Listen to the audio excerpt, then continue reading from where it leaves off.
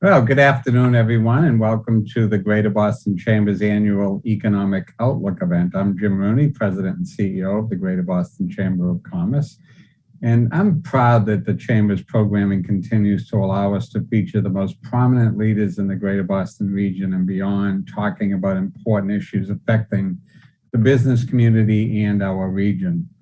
This event has become the premier regional economic outlook gathering and is certainly timely this year as we bring together local business leaders from banking, the food retail industry, the energy sector, and our shipping port who can speak candidly and from firsthand experience. We all know that the past 2 years have been unique. At this time last year, we hoped that 2021 would be the year of public health and economic recovery from the pandemic impact from COVID-19. But we end 2021 on both uncertain and an optimistic note. Uncertain about the supply chain, energy prices, inflation, and the labor market, and optimistic about the future of Greater Boston's economy and our business community's capacity to pivot. Before we get started with our panel of leaders and experts, a few housekeeping notes. Please note that today's webinar is being recorded and will be shared on the Chamber's YouTube page in the coming days. I encourage you to utilize the chat and Q&A function during today's conversation. And finally, a very big shout out and thank you to our partner and sponsor for today, People's United Bank. People's United Bank is a regional Northeast-based bank that has operated for over 175 years in our communities. Under the leadership of Patrick Sullivan, Massachusetts president of People's Bank, the bank manages over $60 billion in assets with more than 6,500 employees. Please welcome Patrick Sullivan, Massachusetts president of People's United Bank and our chamber board member. Pat has several decades of leadership experience in the banking industry, and he himself has managed through several economic cycles. I'd like to invite Pat now to say a few words from his perspective and experience, and then introduce our first speaker. Pat? Great. Hey, thank you, Jim. Always a pleasure to get a great introduction from a fellow Irishman here. I also want to thank you for all the special initiatives that you've led that have just so positively impacted so many of our areas around Greater Boston. So Jim, a special thank you, and again to all your staff that have made a big difference, especially during these last couple of years as we've kind of learned to be more virtual and hopefully be more personal. So before you hear from our panelists today, and I introduce John Traynor, who's our chief economist and chief investment officer at our bank, and also Janet Wu, who's going to moderate the panel from Bloomberg, and has just a tremendous resume, and really looking forward to her engaging all our panelists. I'd like to take a couple of moments just to kind of give you some observations from our customers in the marketplace that I've seen our customers demonstrate during these past really 24 months. I also would then like to take the opportunity to talk about how People's United has been a willing and active participant in this endeavor with our customers, how we see the current economy more on a ground floor basis. So I serve on many boards, I think as Jim said, throughout Massachusetts, the Boston Chamber being a mainstay. But I also touch technology through my board membership at the High Tech Council, higher ed as a trustee of Merrimack, philanthropic through our two foundations, and then small and medium-sized businesses, through Mass Business Development Corp, which is very active, obviously, in helping small business and middle market businesses. So I'm at a recent trustees meeting, and we're discussing at length what permanent changes are taking place in higher ed, particularly as it relates to the pandemic. And I believe this quote because Merrimack, like Villanova University, is an Augustinian school. I thought this quote from St. Augustine was pretty appropriate. It says, "See what you believe, become what you see. Faith is to believe what you do not yet see. The reward for this faith is to see what you believe." Okay, so I had to kind of think about that, but at the end of the day, it's how do you aspire, how do you achieve, how do you become? And it all starts with a vision. And the pandemic caused all of us to take a page out of the St. Augustine playbook. And that is, it forced us to imagine what is possible with all new guardrails. It forced us to believe that we could convince our people to believe that we could make a difference so much differently than we had come to accept. So many businesses and employee livelihoods depended on a quick pivot. And I guess we're kind of like our famous Bill Belichick, just like the other night when we ran the ball 1,000 times. We thought we'd never throw a pass, but you know what? That pivot was key, and it led to a victory over a big division opponent. So, what did many of our customers do during this stage? And I thought this would be a nice lead-in to our panelists who are going to talk about their different respective areas, in supply chain and energy and everything else. They reinforced long-term partnerships, and they fostered new ones that helped give them a new either strengthen a competitive advantage or fostered new ones. They created liquidity and cash flow to allow for a long cycle of sustained shutdown. They made the decision that it was going to be a long haul and kind of try to plan for it. They trusted their management and their key performers more. Maybe a little divine intervention from our friend St. Augustine would help them. They trusted their financial providers and their key advisors. They embraced many government-sponsored programs, but they were appropriately guided on how they accessed them, who assisted, and then they tempered their optimism on the delivery where they would benefit. They called in longtime favors and built up goodwill. They over-communicated with everyone. They were realistic. They were quick to respond and implement. And they were extraordinarily patient with everybody as they talked to people, as dogs barked, their kids demanded lunch, or there was an adjustment in their computer screens, among many others. But finally, they believed it was time to permanently change their value proposition, their delivery value, and they better understood where they stood in the value chain to their customer, whether they were at the very back end of that chain or the very front end to the customer. At Peoples, we made a decision to be better listeners. Understand that virtual is not what it's cracked up to be. People like to see you as you help them through a very dramatic and testing time in their business history. We needed to be more proactive. We must understand that time's not your friend.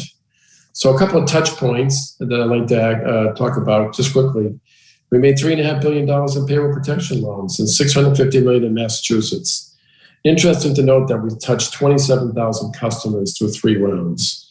The average loan was $127,000. So this showed you how we touched how many businesses.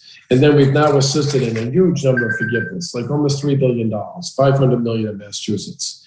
So hopefully that helped build that cash flow, that foundation, that liquidity. Our government banking group capably assisted in getting billions of dollars in government stimulus money. But aggressively managing fraud risk was actually more important than what these funds earned. Our foundations targeted millions and millions of dollars to so many organizations, particularly education, social services, health and youth services into low and moderate income areas. People needed help quick. Our foundations responded. And then finally, I'm really proud that we touched 2,500 small businesses throughout Massachusetts for close to $300 million in CRA-eligible small business loans. 30% were in low to moderate income tracts. 25% were for business that had revenue less than $1 million. So we touched that Main Street USA customer who so needed and was really making all those decisions I talked about earlier. So what's the next challenge? You're about to hear from our leaders in energy, supply chain, and transportation. Our customers are feeling it. That's the largest understatement you may hear this afternoon. Inflation and where are all the staff we need to run our businesses? It's another topic for our panelists. So it's great to be the introduction and not the people that actually have to talk about the tough things that are now facing us versus what was survival in the beginning. These are hard and challenging business opportunities which affect all of us every day. I was joking the other day with my wife and I was in the supermarket. And I know we have Gordon from Stop and Shop, and Gordon was actually Stop and Shop. And I said, gee, no Raisin Bran? Guess we're going to have to buy the Frosted Flakes or Cocoa Puffs. Need a new refrigerator? Good thing we have multiple coolers from all those charity golf tournaments. How about a new car? bought 2 new bikes to get in shape earlier when we had too much to eat earlier in the pandemic. So things we took for granted now are affecting our buying habits, our wallets, and our lifestyles. So with all of that, I'm putting the pressure on the panelists here to give us some good solutions, but also talk honestly about how we're all dealing with it. So I'm going to introduce John Traynor. John's our Executive Vice President and Chief Investment Officer at Peoples.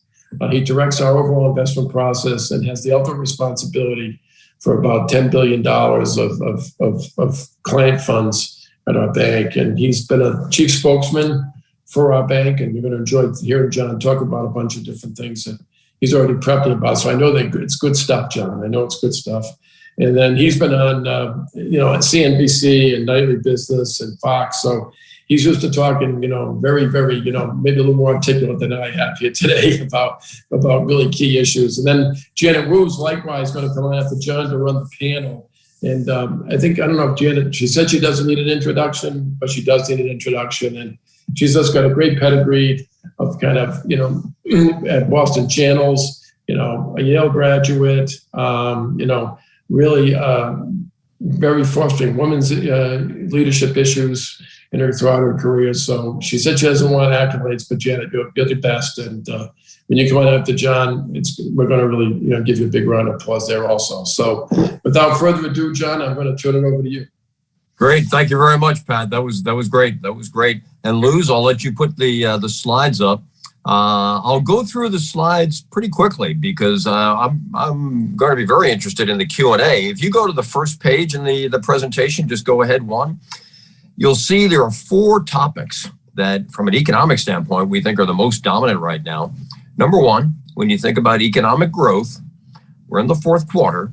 We believe we're actually going to have a very good quarter. We had 2% growth in the 3rd quarter, 1% real final demand in the 3rd quarter. So the 3rd quarter was slow. We've reaccelerated in the 4th quarter. Now, the impact that the Omicron variant is going to have on economics is causing a lot of estimates to be pushed up, pushed down, but we believe we'll be north of 5%. Our estimate is 5.6% for the 4th quarter. What's important about that is that gives us a lot of momentum heading into next year. We think next year will slow down, but we'll still have a very good year next year. On the inflation front, tomorrow morning at 8:30, we get the CPI. Do not be afraid when you hear the headline number. The headline number right now, the estimate is 6.8%. We could have a number that starts with a 7. That's going to shock an awful lot of people.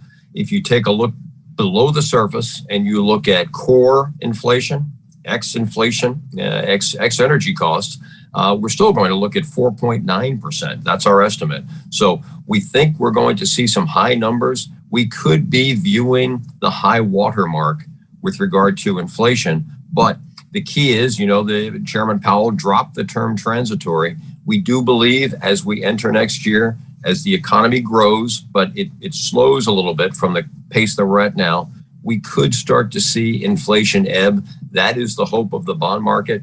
That is the hope of the stock market, but it's a very key estimate. Unemployment, and we're going to talk a lot about this in a few minutes because we know that's a big challenge, as Pat just said. That's a big challenge for a lot of the people on the call right now. Essentially, we've got too many jobs and too few job seekers. And we're going to talk about why we have so few job seekers. And then finally, interest rates. We believed that if Powell was reappointed, that we would see a flattening in the yield curve. Our thought was with Powell, we'd see a flattening. With Lael Brainerd, we could actually see a steepening of the yield curve. Powell was reappointed. We've seen the flattening. We believe the trend will be up, but we're not looking for a dramatic increase in interest rates next year unless we're wrong on the inflation front. If you go to the next slide, you'll basically see our estimates. I'm not going to go through all of these numbers, but you'll see for next year, we're looking for 4% growth, which is still fantastic growth, down from this year, but still good. Our estimate for 2023 is between 2.5% and 3%. The one number on here that is not an economic number, it's a political number, is that bottom line number there, the oil price. If the Saudis and the Russians want $100 a barrel oil, it could be there tomorrow. If they want it to be 30, it could be there tomorrow. I can't put economic data into my calculator and come up with the oil price. It's really based upon the political whims of some of the larger producers. What we would like to see is an increase in U.S. production. We're seeing more discipline in the oil patch and the fracking industry right now, which is good. But what that's doing is it's leading to a very slow ramp in U.S. production. We hope we see better production out of that. If you go to the next page, you'll see the issues that we think are the most important that we all need to address right now. Where have the workers gone? I can tell you, certainly with COVID fears, I can see this in some of the people that report to me. They're concerned about coming back into the office full time. So a lot of workers haven't returned because of COVID. We're seeing accelerated retirements, and I've got a chart on that I think you'll find very interesting. From a demographic standpoint, we're getting older as a country. We need younger workers entering the workforce. So there's a real debate right now on the amount of native-born Americans and the amount of immigrants that come into the workforce. But from a demographic standpoint, we need more younger workers. And then from a financial standpoint, the stimulus has really helped improve the balance sheets of businesses and the balance sheets of individuals. So the pressure to get out and work has probably caused a few people to say, maybe they were working 2 jobs, they had a part-time job, maybe they don't need the part-time job anymore. So all of these factors are impacting the labor force. If you go to the next page, you'll see the big picture. And I want to set the tone with this chart. The blue line is the labor force participation rate. All right, and it goes back to 1950. So you've got a good historic perspective here. Take a look at the red line. That's the labor force. So during this entire period, the labor force has continued to grow. But look at what happened right around the turn of the century, right around the year 2000. Even though the labor force continued to grow, we've seen a steady decline in the labor force participation, meaning the people that are eligible to work are saying, we don't want to work anymore. We're dropping out of the labor force. We started to see a little bit of an uptick prior to the last recession. A lot of economists were very encouraged by this, but we've seen a drop.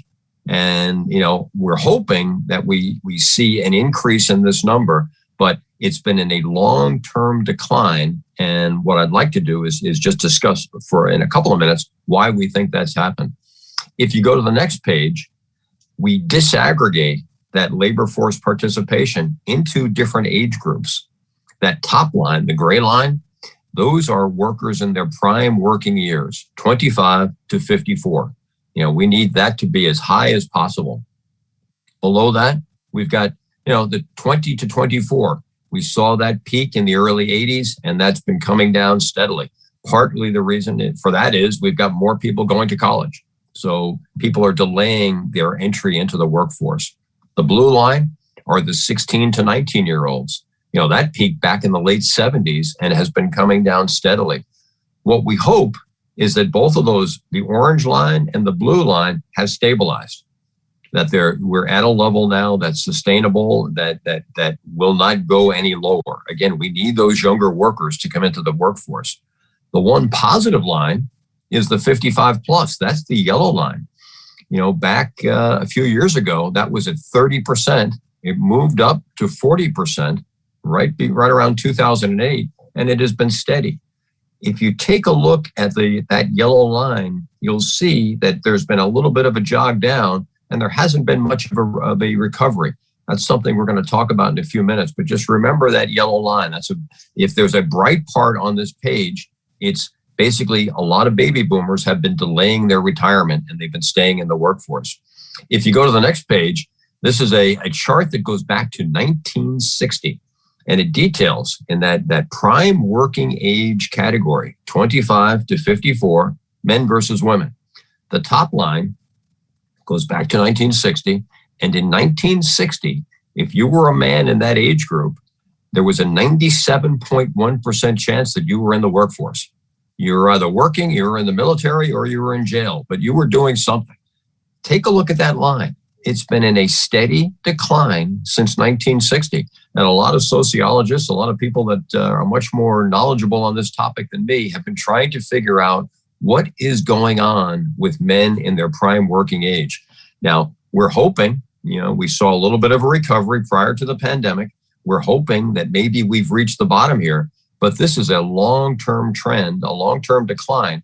Right now, for men in this age group, the participation rate is just about 88%. So we need to see this move up pretty dramatically. The blue line are women, and you'll see since 1960, women have been entering the workforce. They peaked at 77% in the year 2000. Women have been maintaining. They've been staying fairly level. They're about 75% right now. One of the things that as an employer we need to think about is how do we increase some of the flexibility in our work schedules? Because one of the things we learned in the pandemic is that when the kids have to stay home from school or grandma and grandpa need to come back home away from the nursing home to stay safe, the burden of that tends to fall on mom. So we've got to figure out how do we, make our jobs a little bit more flexible that we can not only hold on to the women in the workforce, but potentially bring some of them back in. But trying to figure out what's going on with men and then how we can increase the participation of women, very, very important in this age group. Go to the next page. You'll see the group that I talked about a little earlier, retirees. Now, this is a report that was just put together by the St. Louis Fed. So I would encourage you to Google it. It's a great report. But what they did is they took a look at what the expected retirements are, and take a look at that red line. That's what the expectation is. The blue line is what actually happened. So we've got a pretty tight fit. Take a look at the blue line compared to where it should have been because of the pandemic. What we saw was that during the pandemic, we had roughly 3 million more retirements than what was expected. The Fed believes we'll pull back about 1 million of those retirees, but their thought is we've permanently lost an extra 2 million people. 2 million people have jumped out of the labor force that should still be there. I lost one portfolio manager. The fellow was 62. He and his wife went up to their vacation home in Maine and said, you know what, we're not coming back. We think we can make this happen. So I've seen this up close and personal. A lot of people have dropped out of the workforce. These are some of our most skilled workers, some of our most productive workers. So we've got to figure out how can we hold on to this 55 plus age group. If you go to the next page, what you'll see is a chart that I put together for an outlook I did mid this year. And it highlights the fact that in 1982, and I graduated college, I was a newly minted finance grad in May of 1982. For the 16 years before that, being a finance grad was probably one of the worst things you could possibly do. Take a look at what happened in the market. Nothing. We actually had a negative rate of return from 1966 to 82. Well, in August of 82, as we all know, the market bottomed, took off, and we've been in basically a bull run ever since. So, sometimes in life, it's a little better to be lucky than smart, but this is a phenomenal trend. It's an incredible trend because it happened in the early 1980s and it's continued. If you look at the next page, which is the last slide in my presentation, this explains a little bit about why we had such great returns to financial assets. Take a look at productivity, and that's the black line. From 1964 to 1979, productivity increased by 13%. Earnings increased by 6%. So essentially, the return to labor and the return to capital were basically split 50-50, 7% and 6%. Take a look at what happened in 1980. Productivity continued to move up 73%. Take a look at the return to labor, wages, only up 13%. So beginning in 1980, the return to capital was phenomenal compared to the return to labor. So one of the things that we believe is going to happen, now you could take a look at those two lines and think, well, they're going to continue diverging. What we believe is that because of the increased demand for labor, because of increasing wages, we're actually going to see those lines come together a little bit more. There are a couple of implications for that. Number one, if you're an investor, if you're looking at a capital project, what you've got to factor in now is that you're going to be sharing more of the returns of that capital investment with your workers. All right. Now, we can debate all of the, how that happens, but we think that's going to be healthy for the market because that's going to help you hold on to workers and potentially, attract some new workers. But, the returns that we've seen, the excess returns to capital, we think there's going to be pressure on them going forward. So I'm going to stop there and I will hand it to Janet and she can begin the rest of the presentation. John, thank you so much for that fascinating presentation, especially the demographics on our workforce. I think we need to hold a separate event soon just on wages and specifically the wage gap. I just read in the Globe, I believe this morning, that the pandemic has not closed that wage gap, and I would love your wisdom on that later. But for now, worker shortages, compensation, inflation, these are some of the topics that we will dig into as I moderate this discussion with some of our greatest business leaders locally. I do remember moderating this 2 years ago when we were talking about the fast pace of growth in Massachusetts and the challenges of keeping up with it. And at that point, we had no idea what was about to happen, this global pandemic that interrupted business and wrecked global supply chains. The world is no longer regional. We have learned when it comes to the economy and especially a global pandemic, everything is connected. And that makes this outlook challenging as we weigh factors previously unimagined and certainly not anticipated. I'm so excited to welcome our panel. We are joined by Penny McLean-Connor, Executive Vice President of Customer Experience and Energy Strategy at eversource. She is responsible for the strategy to service eversource's 4 million electric and gas customers. Then we have Mike Myron, Port Director of the Massachusetts Port Authority. He leads all financial management, business planning, strategy, special projects, and the day-to-day operation of the Maritime Division of Massport. And then Gordon Reed, President of Stop and Shop. At the helm of the company, he oversees 400 stores across the Northeast, more than that, and nearly 60,000 associates. So you can know he is concerned about the supply chain and also the workforce and getting enough workers. I'm going to direct my first question to Penny.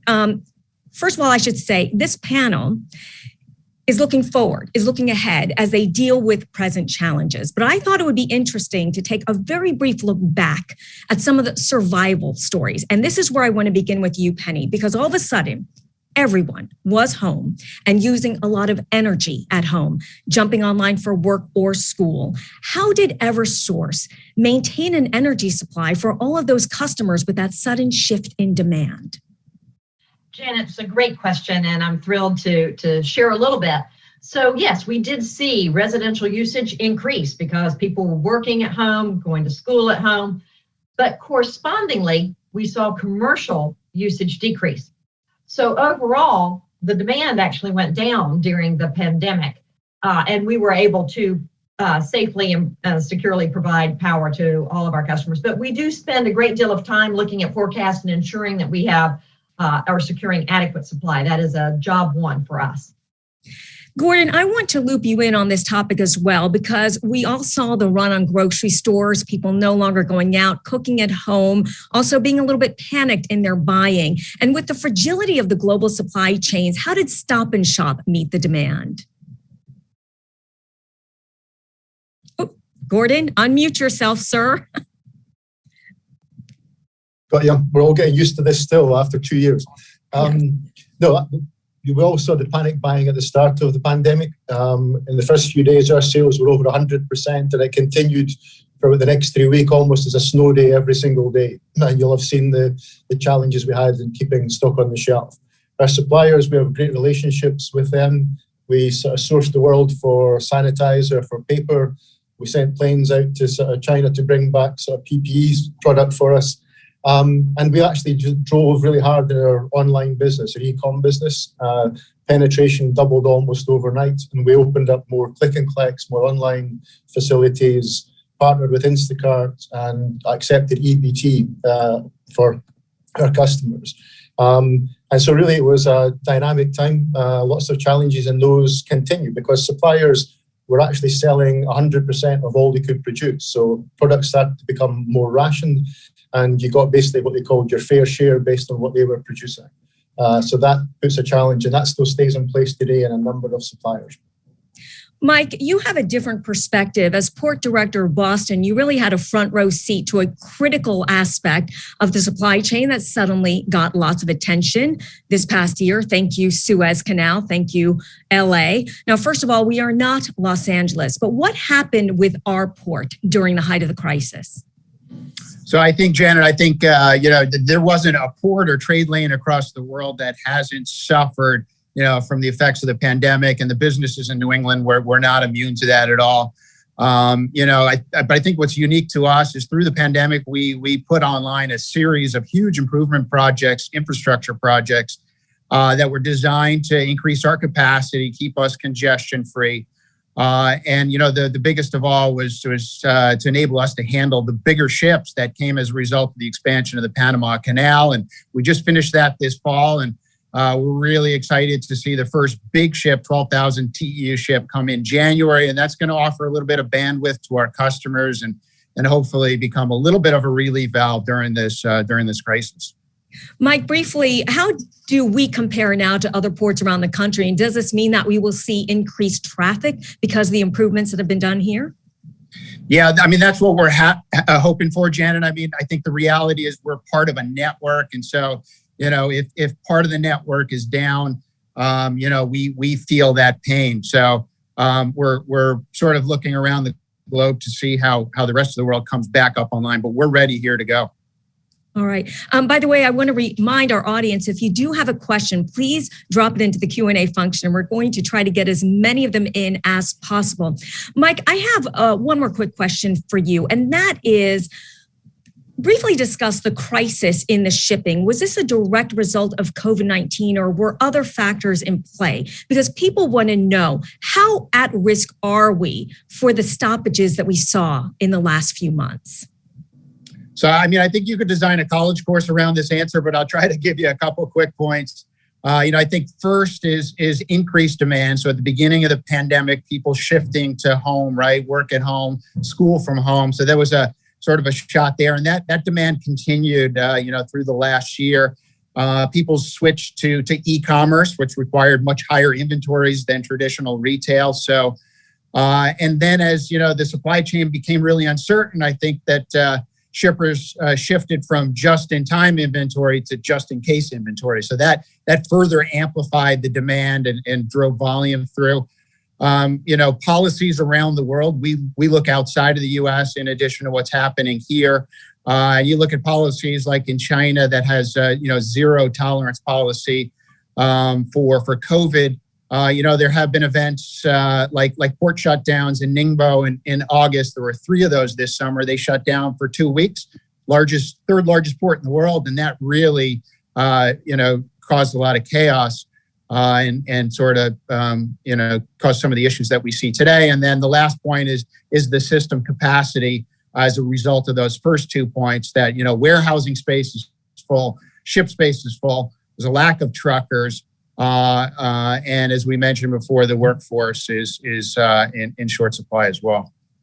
We have a lot of questions about the workforce, which I am going to direct to John Traynor in a moment. But first, I want to address the global supply chains with a few more questions for Gordon. Gordon, the grocery industry operates on thin profit margins, and right now inflation is a big concern for business leaders and consumers. Can you tell us about the pricing pressure you are seeing right now and the steps you are taking in other industries to try and protect the consumer? Now, we're seeing inflation rates about 2 to 3 times what we saw in 2019 and 2020. Now, that's really driven by the elements that have already been mentioned. It's labor, transport, energy, raw materials, or lack of packaging. And that's if you speak to any supplier, that they all have one or more of those problems. We're seeing cost increases 5 times that we saw in 2019. We have our own economics group, and we have a should cost model where when anybody gives us a cost price, we put it through that model. 90% of those price increases are valid. And we try and give our customers value through just greater promotions, loyalty awards, and private label product, but it's certainly a challenge. And as I said earlier, I think there's last year and during the COVID, the suppliers were selling 100% of what they could make. The challenge this year is they can't make it, which is a whole different scenario. So trying to catch up, we see some of these challenges all the way through 2022. And that actually leads into my next question. If you have regions where they cannot source the products, what have you done at Stop and Shop? Have you had to source products elsewhere, or do you basically in this situation have to almost give up? No, I think what's been encouraging, if nothing else, is the fact that people can still buy all the ingredients they need to make a solid meal and a healthy meal. And people have had to make choices. So you might not come and get your favorite brand or in the introductions mentioned these raisin bread, but you can get bread and you can make your Thanksgiving meal and people can make their Christmas meal. Just the range and the assortment isn't there that you're used to. One more quick question, and thank you for answering Patrick's question about raisin bran and raisin bread. I know it's been forefront in his mind. Quickly, what are the products that will remain most difficult to get in the new year? I think paper goods, juice boxes, spices, and pet foods are a challenge. Meat and poultry will continue to go up in price because there's plenty cattle, there's plenty hogs, there's plenty chickens, but there's no one there to process them. And that's the challenge. And it's, again, just supply and demand. So those are going to continue to challenge. I want to direct a few workforce questions to John Traynor. John, please unmute yourself. Thank you very much. John, a question from our audience. Are younger workers really the only hope to fill out the workforce, to make it doable? And along with that, what can employers do to entice employees to both come and stay? If you think about those two charts that I showed, the 4 lines with the age groups, and then the second chart with men and women, I would say businesses need to have a strategy for all 6 of those lines. You need to be thinking about how do you bring in the young workers? And if there's a theme, the way we're thinking about it is, in years past in my career, when I needed somebody, my thought process was, I need to find this person. I need to find a portfolio manager. I need to find an analyst. What we shifted to at Peoples about 5 years ago was not only keep trying to find good people, but I now need to create my own people. So I had to create a whole new level for portfolio managers. And, they're all recent college grads. And I'm bringing them in. They were interns that we had when they were in college. We're bringing them in. And, a few of my portfolio managers have come through that program. So it's not only find good people, but we now need to think about creating our own people. There aren't enough people out there to steal. So having a strategy, how do I train? I think training will explain a lot about that line where we saw the, men declining from 1960. A lot of skills need to be trained there. And we need to think about flexibility. How do we not only hold on to the women that we have, we've got to rethink those jobs. Being flexible is one thing. You've also got to make sure that, they still have a great career path, that because they're, working part-time from home, that, it's not out of sight, out of mind. As a manager, I need to make sure that I'm also keeping them on the career path so that they can move up. So it's there's no one solution. I think it's multi-pronged, but you probably need 6 strategies for those 6 lines I showed you. And a strategy that we have been watching, a trend, I should say, here at Bloomberg, is the removal of certain barriers to the workforce, like perhaps a 4-year degree that not everyone can get and not everyone needs for certain jobs. And we've certainly been watching that increase.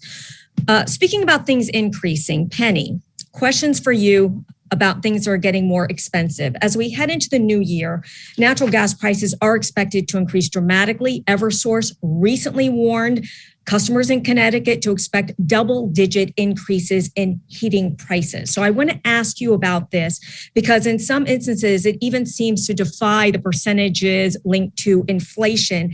And let's speak specifically about New England. Does our reliance on the electric generating facilities powered by natural gas make us more vulnerable to these price increases?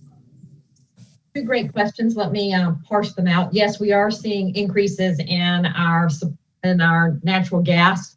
That is impacting both our customers that we serve with natural gas, They are seeing increases associated with that, and it's impacting our electric customers where we procure supply. It's a pass-through for us, but we're seeing increases.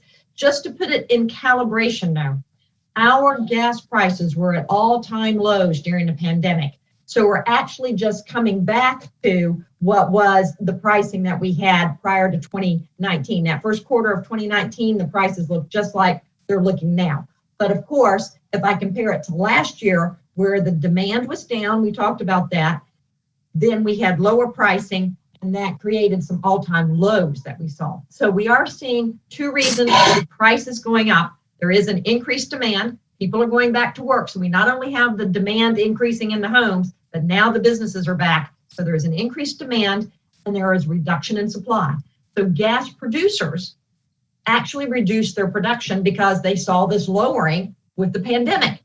So now they're trying to catch up. And then the second little thing that happened was that little storm in Texas that disrupted gas production. So we're still trying to catch up from that. So the supply is not where it was, and that's impacting both our natural gas customers and our electric customers across the board through New England, whether it's Connecticut, Massachusetts, New Hampshire. Eversource serves all three of those. And what we're encouraging customers to do is the cheapest kilowatt hour is the one you don't use, or the cheapest therm is the therm you don't use. So we really are encouraging customers to leverage our energy efficiency programs, tap into renewables if that's something that's available to them. But we really are putting a full court press on ensuring that our customers are aware of our programs and taking advantage of those ways to save that can help mitigate these cost increases. Have you seen in requests for energy audits? Oh, you have to unmute, sorry. So my question was again, have you seen it? I'm sorry.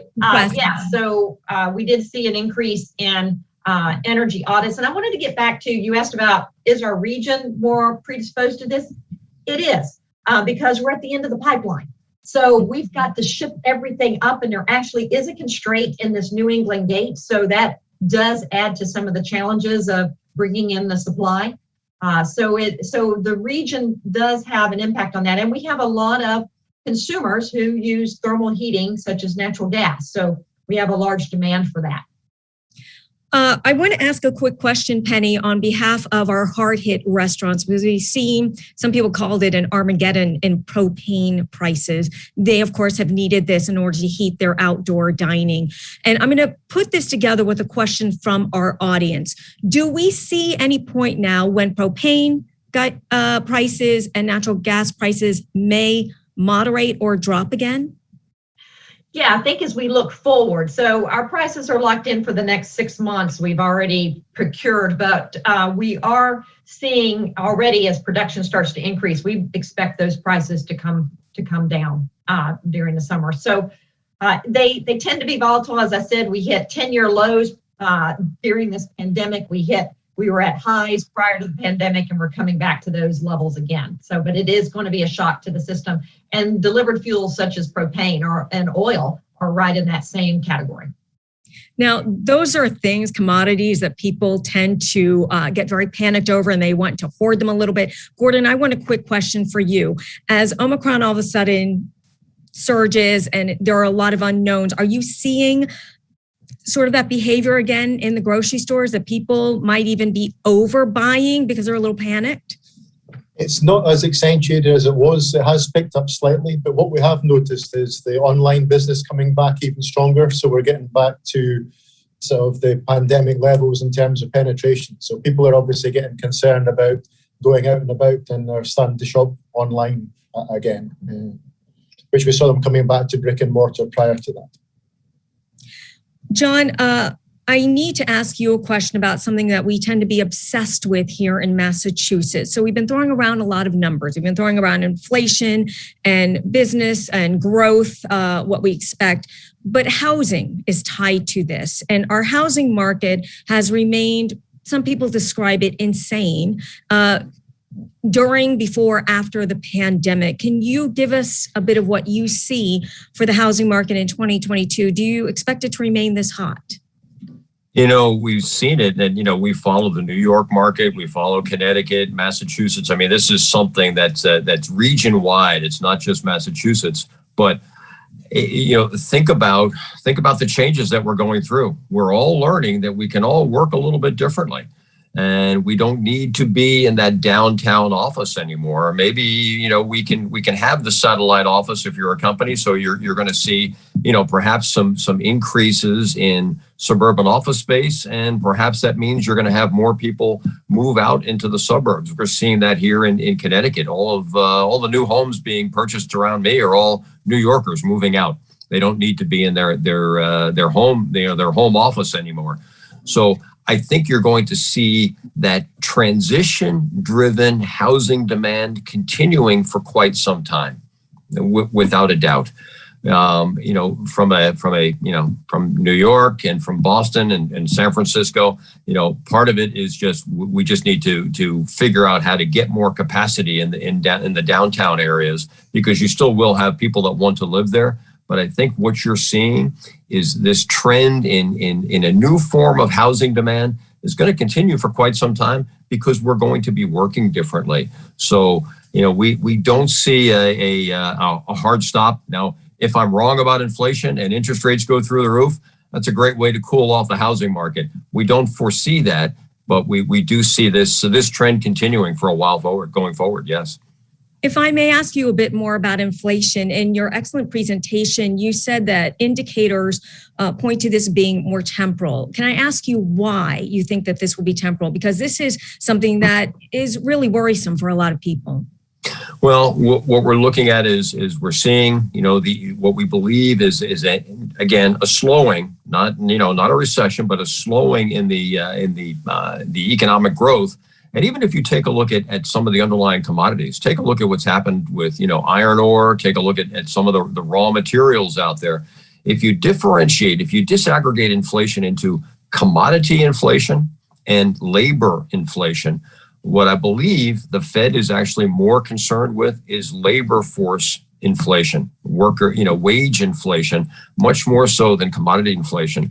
If China is slowing their real estate market, which we believe they are, and that's the right thing to do, you're going to see a slowdown in the demand for raw materials, copper and iron and steel. So that will help. So we believe you'll actually see the commodity inflation start to ebb. The big question mark out there that has caused the Fed to drop the word transitory from their inflation forecast is labor force growth, the growth in wages. That's the inflation that we're more concerned with. So we believe commodity inflation will ebb. The headline number will probably ebb, but it really won't be until mid next year. Even Janet Yellen has said she doesn't think we're going to get really good inflation numbers until probably June. So inflation will be a little bit hotter than we would like to see, but we believe it will ebb.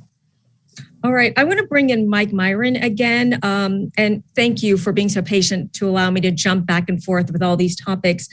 The supply chain crisis, I want to revisit that with you because you actually watch the flow of goods. Are you optimistic that this situation will improve in the new year? I think, Janet, the general consensus, and yesterday I listened to the head of the National Retail Federation talk about sort of the forecast, and that's a good indicator because those are the businesses that are ordering. That inventory is still behind. So I think the expectation is that what you see today will continue through at least the better part of next year. You can see some easing, some actions being taken, some big actions being taken across the U.S. to make goods flow faster. But I think you could expect to see pain in the supply chain through the better part of next year. All right, we are prepared. John, a question for you. As the Massachusetts House and Senate work to spend close to $4 billion in ARPA funds plus surplus tax revenue from the fiscal year 2021. There are many, many options for this money: climate resiliency, housing, education, infrastructure. What would you say to the legislature as they weigh the allocation of these funds? Well, that's interesting. I did this presentation with the New Haven Chamber of Commerce this morning at 8 a.m. and I got the very same question. So evidently the chambers are thinking along the same lines. And their question was more, how do we know the money is being spent intelligently? That it's not being squandered, or we're just going to sit back and think, where did all that money go? So they've asked me to see if I could come up with some kind of a way to rank the spending, which would be probably pretty difficult for me. I'd say I've been very impressed, and in prior presentations I've said, I wish Connecticut had the type of politicians you have in Massachusetts. You may not feel that way, but your politicians seem to work a little bit better than they do here in Connecticut. At least they work together a little bit more. So I probably have a higher level of confidence that Massachusetts will spend the money wisely. If I think about the challenges, though, a big part of my presentation was all about improving skills. And a lot of that means, are we investing in primary education? Are we investing in community colleges? Are we investing, the sort of building the seed corn for the next generation? So I know that that's a big part of the debate in Massachusetts. So I won't weigh in on any particular spending plan, but I'm always looking at return on invested capital. And those types of investments, I think, are the ones that are going to continue paying the benefit. As an aside, there I was in New Haven, and my whole discussion point was, how does New Haven, which we think will be the engine of Connecticut, how does that become the Cambridge of Connecticut? And it's all based on education. How do we educate not only the great people that graduate from Harvard and MIT in Massachusetts and from Yale there in New Haven, but all of the employees that we need across the board. So that might not be the answer you were looking for, but I'm struck. I got the same question just a few hours ago in New Haven. So I'm very sentimental about that Yale and New Haven. One very quick question before I go to my final question for the panel, and that is from the audience. You are projecting about a 5% growth if things stay optimistic in Massachusetts for the economy. Are there particular sectors of business that you see that growth will come from? What we believe, what we're hoping, certainly, both economies are really based upon technology. But what we're hoping, and we're actually doing this on our own portfolios, is that the economy broadens out, that, we start to see other businesses other than the big tech stocks do well, because we need a healthier economy. If the economy, continues to funnel into just a few businesses, well, we're going to have this two-tier society. So what we're hoping is that, a lot of businesses, I look at Stop and Shop. I go in now and I never go to a cashier. It's all, I use the scanner, or I check myself out. They're making investments in technology that is impacting their business. We'd like to see that across the board, especially in the manufacturing area. What we'd love to see in Massachusetts and in Connecticut and all across New England is to see a resurgence in our advanced manufacturing base. We think that would be a real sign of health for the Massachusetts economy and New England in general. And it may be invented here, hopefully. Correct. All right, we're down to our final few minutes. So I have a question that I would like to ask our other panelists, the same question. And if you would briefly answer this for me. And I want to ask you, what concerns you the most in your sector, and what brings you optimism when it comes to the Massachusetts economy? So let's begin with Mike Myron. So I think the concern for us in the supply chain, Janet, is something I said earlier, which is, our dependence on, factors outside of our control, especially throughout the globe, and how these policies are sort of driven and decided upon into the future. So, we're in vaccination rates, I think, are another consideration that, vaccination rates outside of the U.S. will be a big determination of how the supply chain is able to function in the future.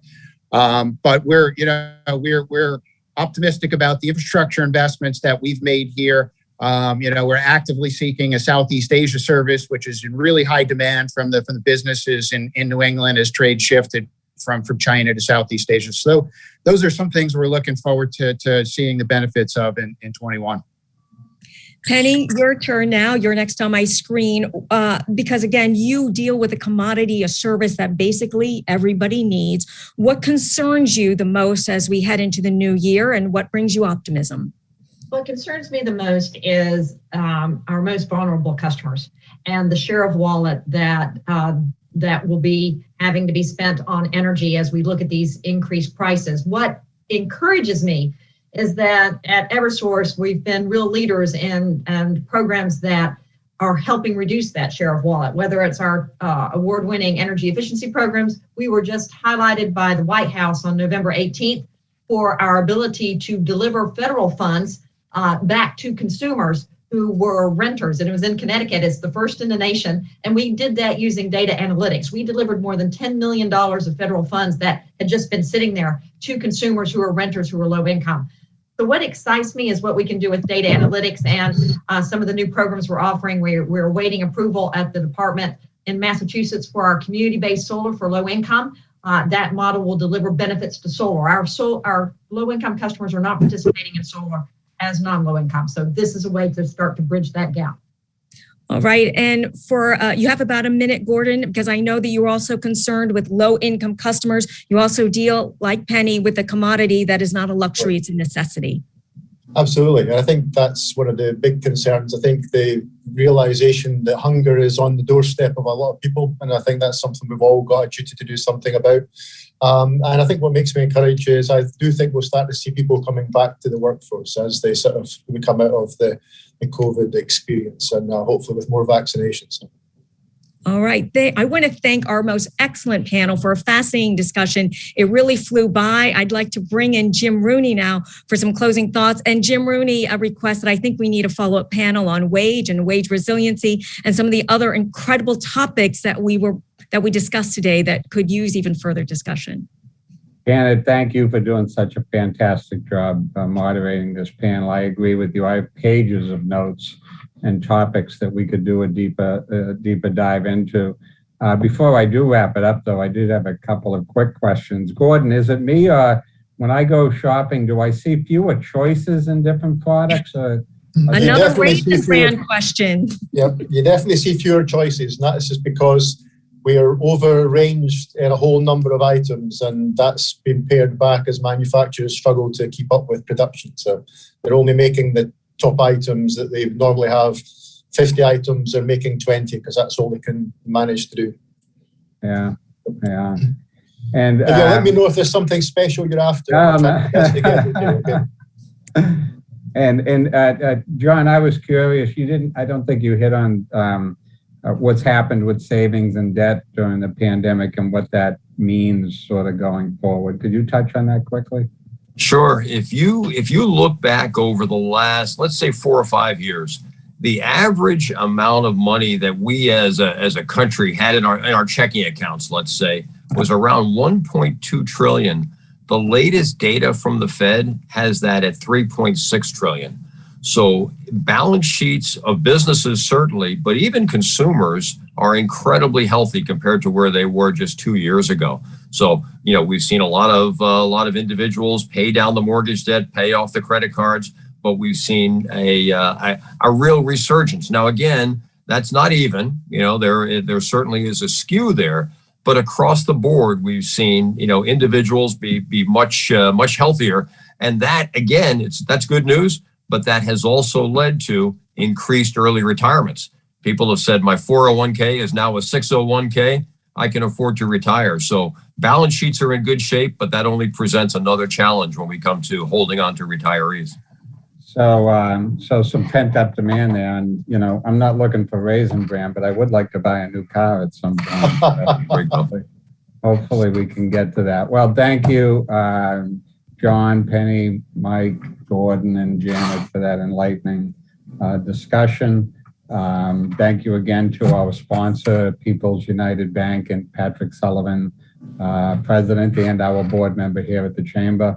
If you like what you hear today, I hope you and the audience will continue to stay engaged with the Chamber. Check out our website for all things Greater Boston Chamber. Next Tuesday, in fact, December 14th, our final Beamer event of the year will feature a panel of brand marketing leaders reflecting on trends and strategies coming out of 2021 and into 2022.